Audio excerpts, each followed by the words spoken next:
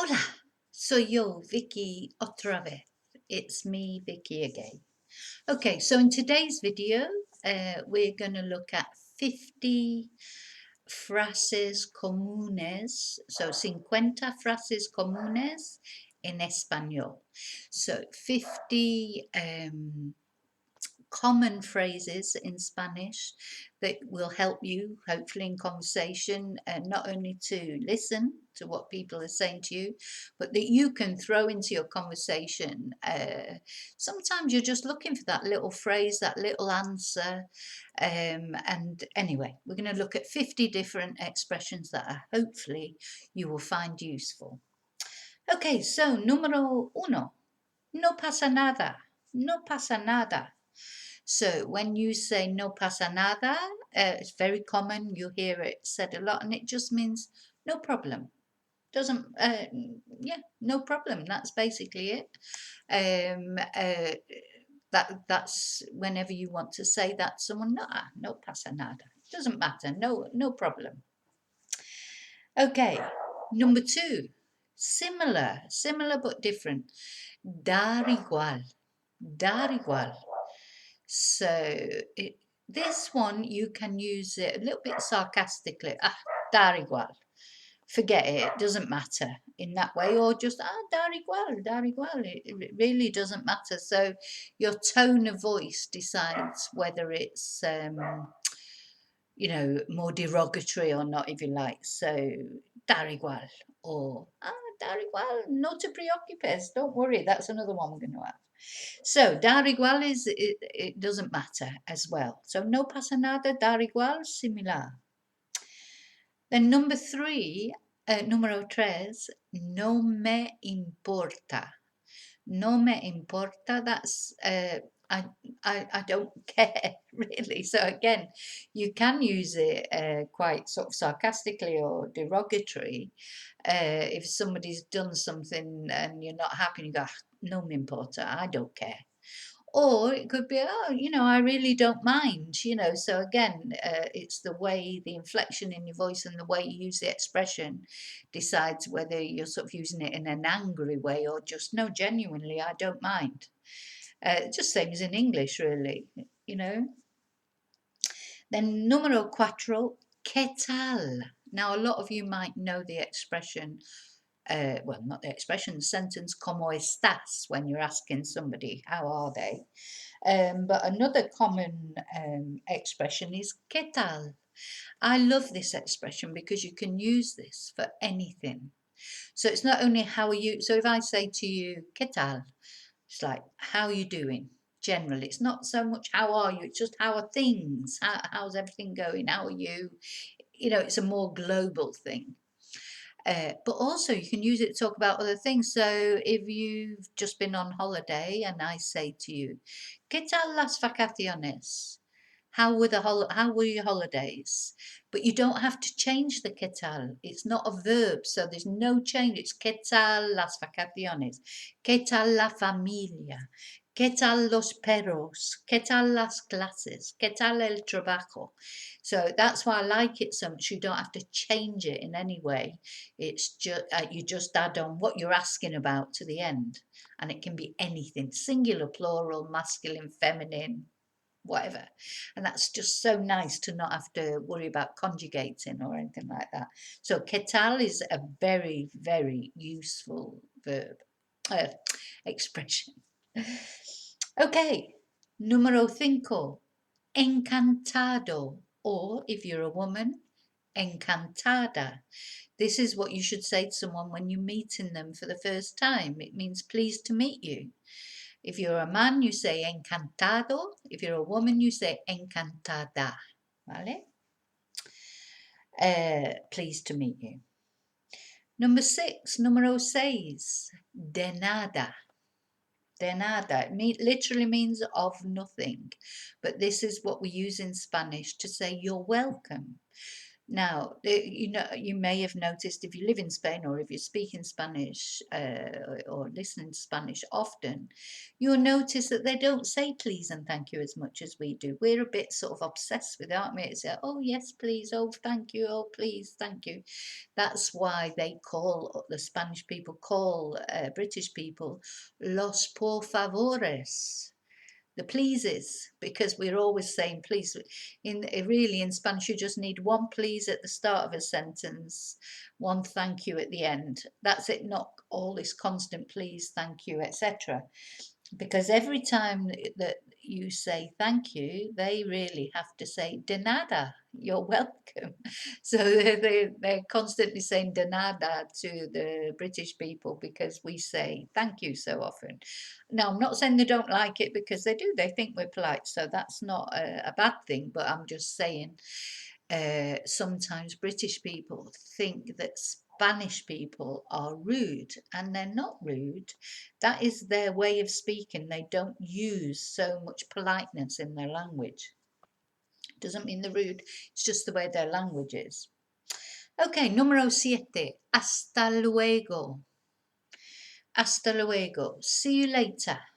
Okay. Again, handy, just something different to say from adios, hasta luego, see you later. Depending on which part of Spain you're in, sometimes they just say talo, talo, and you think, what the hell did they just say? But they're actually saying hasta luego. But of course, there is a difference between how we should speak in our language too. There is a difference between how we should speak and how we actually speak. So you might just hear luego even, or if they don't pronounce it correctly, it might just be lo or talo. Or if you're speaking to somebody who speaks good Spanish, hasta luego. Ok, número 8. Lo siento. I'm sorry. So, lo siento is how we say I'm sorry in Spanish. Now, literally, lo siento means I feel it. It, I feel. Lo is it, siento, I feel. So when you say to someone lo siento, what you're literally saying is I feel it. I feel it for you. So it's I'm sorry. Número 9, disculpa. This you would use for excuse me. Disculpa, if you're about to ask somebody something or you want to get past, you can use perdona también. But I like disculpa. Disculpa. Excuse me. Yeah? Número 10. ¿Cuánto cuesta? ¿Cuánto cuesta is how much does it cost? So when you want to know a price, you can say cuánto es as well. ¿Cuánto cuesta? I like that one. I like the cuesta. That's a CU. We should have seen it pop up, hopefully, on the screen. Number 11. ¿Dónde está? Número 11. So, ¿dónde está? Where is? So then you just tag on to the end what ¿dónde está el mercadillo? ¿Dónde está el centro comercial? So, ¿dónde está is the where is. If you're saying where are, that's ¿dónde están? With an N. So, ¿dónde está? Where is. ¿Dónde están? Where are. Número 12. Number 12. ¿Pasa algo? So, if you're trying to find out what's going on, this would be the expression you would use. ¿Pasa algo? Is something happening or is something wrong? ¿Pasa algo? And then hopefully you understand when they tell you what is happening, if anything. Okay, número 13. Puedes. Again, very useful. Well, it's not an expression, this is a verb. Puedes, can you? So, ¿puedes abrir la ventana, por favor? Can you open the window, please? ¿Puedes decirme? Can you tell me? So, puedes is the can you, and then you just put on what can you, whatever you want them to do. Número 14. ¿Estás listo o lista? Now, got to be careful with listo or lista, because if you use it with the verb estar, I'm presuming you know that there are two, if you're watching this video, you know the two verbs ser and estar. On my channel, there are lots of videos explaining differences between ser and estar in the different tenses. So, you know, if you key in ser and estar in the search button, the videos will come up. So if you're not sure about ser and estar, it'd be a good idea to watch those videos. And this is a good example of why it matters sometimes. Estás listo, or lista for a woman, means are you ready? Because listo with the verb estar is to be ready. But if you use it with the verb ser, is to be intelligent. So if you say eres listo or lista, you're actually saying, are you intelligent? So it's a complete difference. You know, there's absolutely no similarity between those two. So, ¿estás listo? Are you ready? Not eres listo. Are you intelligent? Unless that's what you want to say. Okay, número 15. ¿Cuánto tiempo sin verte? Now, you can shorten this and just say cuánto tiempo. But the full expression, ¿cuánto tiempo sin verte? Oh my God, I've not seen you for ages. You know, that's what it means. But you can just say cuánto tiempo. Hey, Maria, cuánto tiempo. Wow, how long has it been since I've seen you? You know, so cuánto tiempo is easier, obviously, but to use the full expression is cuánto tiempo sin verte. Okay, número 16. Again, you can use the full expression buena suerte. You're wishing someone good luck, buena suerte. But to be honest, it's enough just to say suerte, suerte. Número 17. When you want someone to stop, well, it's worth remembering that stop also would be okay in Spanish. You can use stop. But alto, which actually means tall, if any of you know a bit of Spanish, you probably know that from when you've done descriptions. Alto means tall for a man, but it also means stop. Alto. So if the police shout to you alto, they're not saying, oh, you're tall. They're saying stop. Okay. Número 18. Something we quite often need to say to people. Feliz cumpleaños. Happy birthday. Yeah, so it's a handy little expression. Ah, feliz cumpleaños. Feliz is happy, cumpleaños is birthday. And of course, you can say Feliz Navidad as well, Happy Christmas, Feliz Año Nuevo, Happy New Year, etc. Vale, 19. Cuídate, cuídate. Now, I love this word, but it's quite tricky to say because it's got a lot of vowels in it. Any word in Spanish that has a lot of vowels is always a little bit tricky to say. So we've got cuidate, cuidate, but we have an accent over the I, so that's where our stress is. Cuidate, cuidate.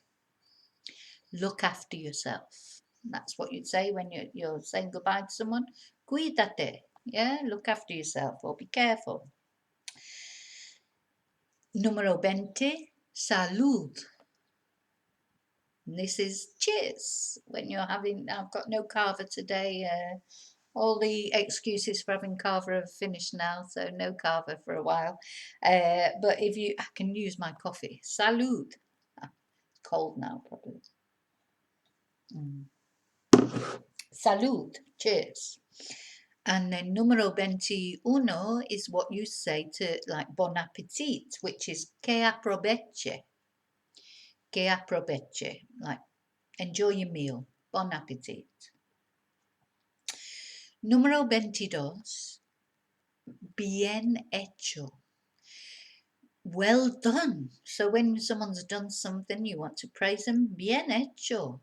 You can also use it for your steak. When you go to a restaurant, you want a well done steak. Bien. You normally do get a well done steak in Spain, really, but bien hecho would be well done.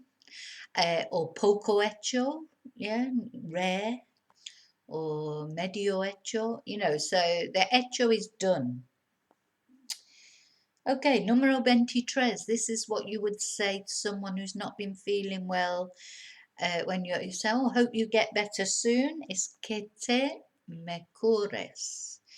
Que te mejores. Get better soon. Okay, that's what it's not. It's literal translate. Its literal translation is that you improve, but this would translate to get well soon. So remember that these phrases, they don't translate literally normally. They all languages, we say things in different ways. Okay, so que te mejores, that's what you say to someone who's been poorly. Y número 24, ¿sabes? ¿Sabes? From the verb to know, and this, of course, you hear a lot because same in English, you say, oh, you know? And exactly the same in Spanish, they use sabes a lot. So, I don't know, hace frío, ¿sabes? It's cold, isn't it? Or it's cold, so it's just a throwaway expression. 25. A ver, a ver. A ver would translate to, let's see. Yeah, let's see. A ver. Número 26. Por supuesto is of course. Por supuesto. I like that one as well. I like most of it. I think the Spanish words, Spanish language is a very beautiful language. But anyway, por supuesto, of course. Número 27, de verdad. De verdad. So this is what you would say when you're saying to someone, really? De verdad. I can't believe it. It's an expression of surprise. Really? Okay, número 28. Entonces. Entonces means, it's got a few different meanings. So it can mean so. So when you're saying, it was raining, so I didn't go. Llovía, entonces no fui. Yeah, so it's that sort of so. Not so big, so small, just the reason why you didn't do something or did do something. And it can also mean then. So, fui al mercadillo, entonces fui a tomar un café. So, I went to the market and then we went to have a coffee, that sort of thing. So it's so or then. Número 29. Dios mío. So that is like, my God, my God. Dios mío. So of course, Dios is God and mío is mine. So it's literally God mine, rather than my God. But anyway, that's what they would use for when we would say Dios mío or just Dios. So yeah. Then we've got número 30, which is pues. Now, pues means, well, so it's a pause when you're pausing to think about something. So someone says, oh, I don't know, what do you think? ¿Qué piensas de Donald Trump? And you go, pues. So you might need to think about that for quite a while. Well, it's that sort of expression. Número 31 es necesito ayuda. So necesito is a very handy verb because it means, so necesito with the ending on for I need, necesito. So, and then ayuda is help. So if you need help, this is what you say, necesito ayuda. Número 32. No sé or no lo sé. You'll hear both of them for I don't know. No lo sé is I don't know it more. And no sé is just I don't know. So no sé, no sé, no lo sé. Número 33. Hopefully you won't need this much, but if you do need it, at least you'll know how to say it. No entiendo. No entiendo. I don't understand. Now you can use also no comprendo, but it's not so commonly used. The more common verb to be used for to know, to understand, sorry, is entender. No entiendo. Another useful verb that you can add on, numero 34, you just take the first part of the verb, quiero, I want, and then you just add on what it is you want. Yeah? Quiero café con leche o quiero un vaso, una copa de vino tinto, lo que sea. So, quiero, I want. Remember in Spanish when you're ordering things, you don't have to say, oh, could you please give me, or I would like. Quiero is enough. I want, because the language is not so polite. It doesn't mean it's not polite, but it's just the way they say things. So quiero, if they say to you, oh, ¿qué quieres? What do you want? And you say, oh, quiero café con leche. Okay, número 35. ¿Puedes repetir? Puedes repetir. Can you repeat? Very handy, because you know sometimes when you're talking to someone you just don't catch what they say, but please have the confidence to ask them to repeat it. Even when someone's speaking to you in English, you don't always understand what they say the first time, and you say, sorry, what was that? So puedes repetir. It's not rude. Just try and slow them down a little bit. Well, and actually número 36. ¿Puedes hablar más despacio? Can you speak more slowly? Por favor. It's always good to put por favor in. ¿Puedes hablar más despacio, por favor? Or puedes repetir, por favor? So these are important things, so that you don't just give up on speaking Spanish. Número 37. I love this expression. Hay tres gatos. Hay tres gatos is an expression that means, God, there's nobody here. Yeah, you can just say tres gatos. You know, so like if you go into a restaurant, a party somewhere where normally might be expecting a lot of people, you go, nobody here. Hay tres gatos, or just tres gatos is enough. Número 38 is tengo hambre. I'm hungry. So literally it's I have hunger, because in Spanish you don't use the verb to be with being hungry, or the next one, which is thirsty, you say I have hunger. Tengo hambre. Oh, tengo hambre. And then número 39, tengo sed. I'm thirsty, or I have thirst. Número 40, buen viaje. Have a good trip. Yeah, when someone's going off on holiday or going off on a trip somewhere. Adios, buen viaje. Have a good trip. Número 41, no te preocupes. So this is from the verb preocuparse, which is to worry. No te preocupes. Don't worry. Be happy. Número 42. Es una lástima. It's a shame. Yeah, it's a shame. Es una lástima. Or you can just say una lástima. Yeah. Número 43. Bienvenido. Most of you have seen this around, but bienvenido is, or bienvenida if you're talking to a woman, or bienvenidos if you're talking to more than one person. So it does take gender or number. But anyway, generally, bienvenido is welcome. Número 44 is a very common phrase that they use in Spanish. ¿Qué me cuentas? When you bump into someone and you're chatting, or you're just starting chatting, they say, hey, Vicki, ¿qué me cuentas?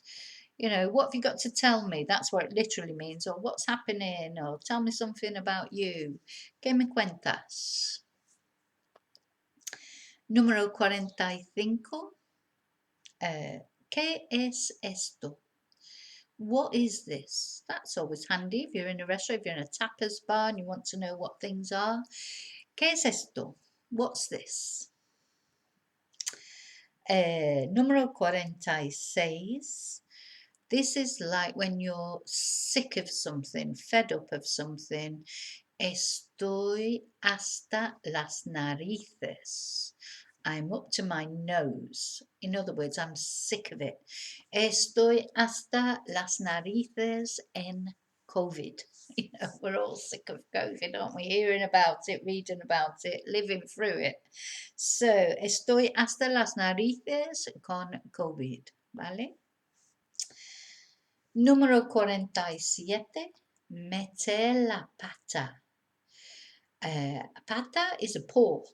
Meter is to put in. So it's put your paw in it. So we say in English, put your foot in it, don't we? When you put your foot in it and you say the wrong thing, in Spanish is like, so if you wanted to say, oh, I put my foot in it, you put it in the past tense. Metí la pata. I put my foot in it. Metí la pata. Número 48. Ser una gallina. This a gallina is a hen. So it is a chicken, but it's not just any chicken. Now, don't forget that chicken that you eat is pollo, but that is only dead chicken on your plate that you're eating. It's not a live chicken. A live chicken is a gallina. And ser una gallina is to be a chicken. Like we say, oh, you're a chicken when you're a coward or you won't do something because you're too scared. So it's exactly the same. Use the verb ser, ser una gallina. So I might say, soy una gallina. I'm a chicken con inyecciones or con aviones, or, you know, we're all a chicken in some things. And, you know, normally some of it, we're sort of what one person is a chicken with, somebody else is brave with, and vice versa. Okay, so ser una gallina, to be a chicken or to be a coward. 49. Tener memoria de pez. A memory like a fish, which, do we use that? Or is it drink like a fish, isn't it? We have a memory like a sieve, we normally say, don't we? Tener memoria de pez. To have a memory like a fish, to have no memory. Numero 50. I love this one as well. I like all of them, but anyway, yeah, there's a lot to choose from. So trying to choose 50, but they're all very common phrases. So it's nice to have these phrases. But número 50, ser un bombón. And that is to be eye candy, bonbon. Bonbon is a lovely little term of endearment as well. You know, well, I don't know if we're sort of allowed to say them these days, but if it, you know, someone would refer to you as a bonbon, that'd be really nice. You know, you'd want, if you're a girl, though boys too can be bonbonnes. So, you know, it means attractive, basically. That's what it means, un bonbon, a chocolate. I just think it's quite sweet. So, and it can be for a man or a woman, but it's generally used for a woman. But okay, ser un bonbon. I wish I was un bonbon, but anyway, bueno. Okay, so I hope you found those phrases useful. They should have popped up on the screen as you went along, and I will put them in the description box.